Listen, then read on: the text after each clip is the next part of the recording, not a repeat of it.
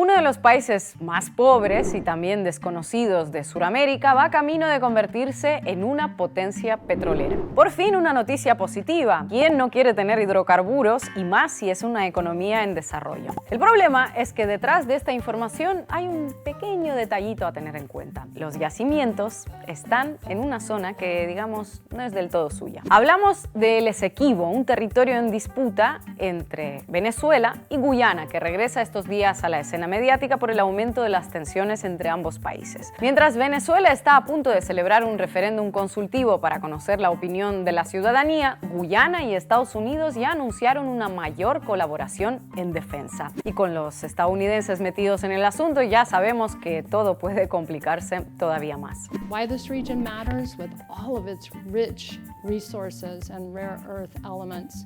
You've got the lithium triangle, which is needed for technology today. 60% of the world's lithium is in the lithium triangle: Argentina, Bolivia, Chile. You just have the largest oil reserves, light sweet crude, discovered off of Guyana over a year ago. ¿Qué es el Esequibo? ¿Por qué se lo disputan Caracas y Georgetown? ¿Qué argumentan las partes? ¿Qué intereses tiene Estados Unidos en ese territorio? ¿De cuánto petróleo estamos hablando? Estas son solo algunas de las preguntas a las que hoy trataremos de responder en Cafeína. No se olviden de suscribirse a nuestros canales, Canal Red América Latina, canal de Ina Finogénova. También estamos en otras redes sociales, en Instagram, en Twitter, y también nos pueden leer en Diario Red.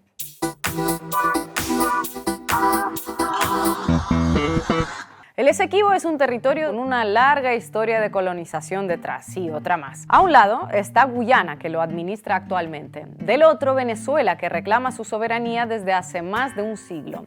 De hecho, en los mapas venezolanos sigue apareciendo como zona en reclamación. Pero para comprender todo lo que está sucediendo en el presente es necesario viajar brevemente al pasado, porque esa disputa territorial viene de muy lejos. Comencemos por el acontecimiento histórico más importante, el que define a un país y sus fronteras. Hablamos de la independencia de Venezuela del Reino de España. En ese momento, el Esequibo era venezolano, tal y como había figurado en los mapas trazados por la corona española. Esas fronteras fueron reconocidas durante décadas por el Imperio Británico, al que estaba sometido Guyana. Pero algo hizo que todo eso cambiase. Y ese algo no podía ser otra cosa que el hallazgo de oro en la zona en pugna, lo que desencadenó la ambición británica, que comenzó a ocupar el Esequibo progresivamente y a modificar unilateralmente los mapas, como si nadie se fuese a dar cuenta. Para que se sitúen, estamos a mediados del siglo XIX y Venezuela no tenía mucho que hacer frente a un imperio como el británico. Así que pidió ayuda a Estados Unidos, que empezaba a emerger como potencia y reclamaba aquello de América para los americanos, lo que más tarde se convirtió en América para los estadounidenses. En ese momento, Washington le echa un aparente cable a Caracas y acuerda con Gran Bretaña llevar la disputa a un arbitraje internacional. Lo que vino después fue una historia de engaños y posiblemente la primera traición de Estados Unidos al pueblo venezolano. El Tribunal de Arbitraje falló a favor de Gran Bretaña en un claro complot entre los estadounidenses, los británicos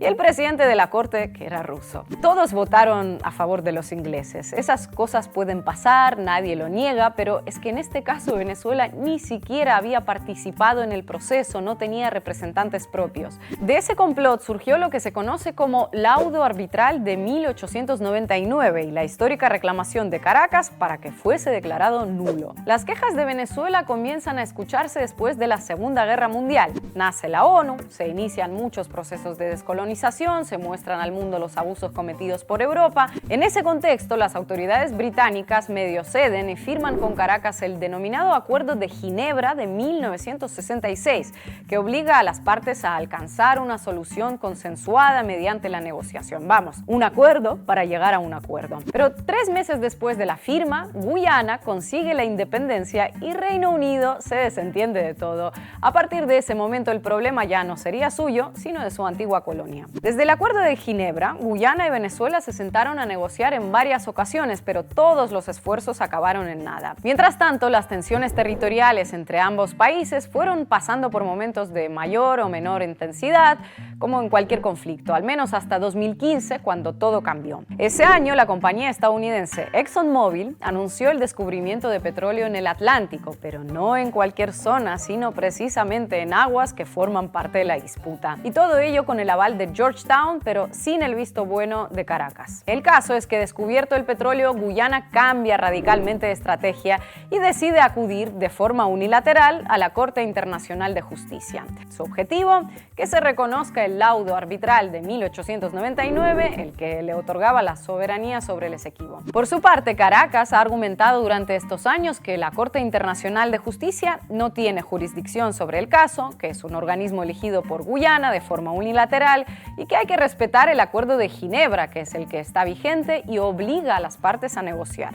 Aquí hay una sola solución y es retomar el diálogo cara a cara, directo, en el marco del Acuerdo de Ginebra. Todo esto no sirvió de mucho. La Corte Internacional de Justicia se declaró competente para juzgar el caso, rechazó todas las objeciones de Venezuela y será ese tribunal quien decida finalmente el futuro de ese territorio en pugna y también de su petróleo. Más allá del hallazgo de esas reservas petrolíferas, hay que tener en cuenta que para Venezuela el Esequibo es un reclamo vital. Se trata de un territorio irrenunciable que siempre ha estado en la conciencia del pueblo venezolano, una demanda histórica que nació a partir de la ambición de los imperios europeos y de una descolonización muy mal hecha. Por su parte, para Guyana, un país de poco más de 800.000 habitantes, el Esequibo ocupa un 70% del territorio que administra actualmente. Pero en este caso, ese hallazgo de petróleo representa mucho más. Hace 60 años, cuando se firmó el Acuerdo de Ginebra, Guyana se dedicaba a exportar arroz y azúcar, era muy pobre. Hoy, esa república ha cambiado por completo. Según el Fondo Monetario Internacional, Guyana fue el país del mundo que más creció el año pasado y se prevé que siga creciendo precisamente por los beneficios que obtiene del petróleo hallado en aguas del Esequibo. El pequeño país suramericano ha pasado de no producir apenas petróleo a que grandes consorcios extranjeros como ExxonMobil o Hess Corporation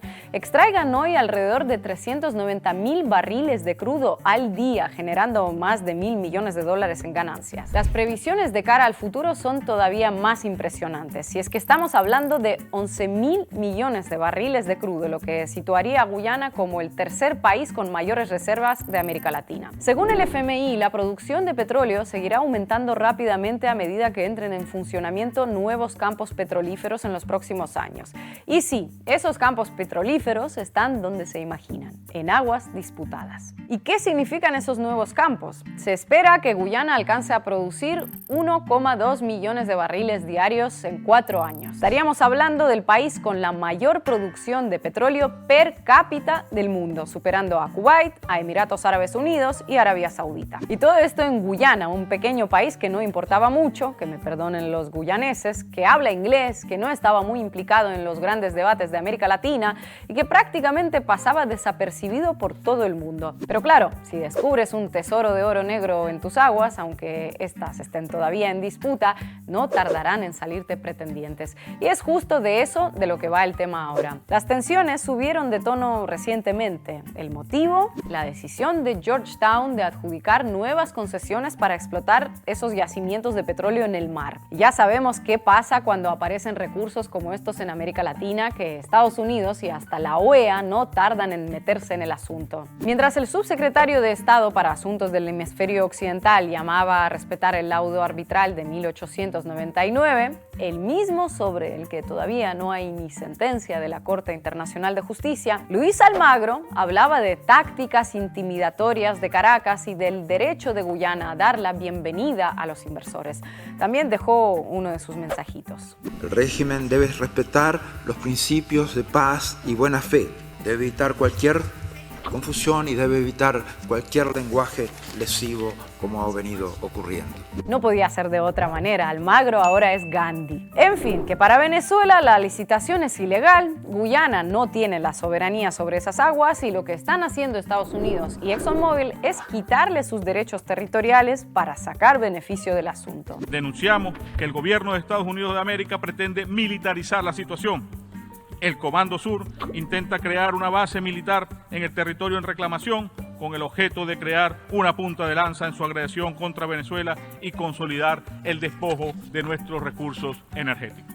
En este contexto, en unos días, Venezuela celebrará un referéndum en el que la ciudadanía dará a conocer su opinión sobre el laudo arbitral de 1899, el Acuerdo de Ginebra de 1966, la jurisdicción de la Corte Internacional de Justicia en este caso, los pasos que se deberían seguir y también si están de acuerdo en incorporar el Esequibo en el mapa venezolano. Por su parte, Guyana lleva un tiempo jugando a la carta de su amigo estadounidense, que si ejercicios militares conjuntos, que si viajes de altos cargos de la administración Biden para hablar de petróleo y gas, que si acordamos el aumento de la cooperación en defensa. En definitiva, la situación sobre el Esequibo ahora mismo es muy tensa. A los protagonistas de siempre, Venezuela y Guyana, se unen ahora a Estados Unidos y sus compañías petroleras con el único interés de sacar provecho del asunto. Al fin y al cabo, Guyana es un país mucho más fácil de manejar que Venezuela. Es pequeño, no tiene apenas voz ni poder en la región y necesita ese dinero. Ahora solo queda conocer la opinión de los venezolanos en el referéndum y también el fallo de la Corte Internacional de Justicia, aunque Venezuela no reconoce ese tribunal. De fondo, lo de siempre, procesos de descolonización mal hechos donde las potencias europeas, después de saquear el país,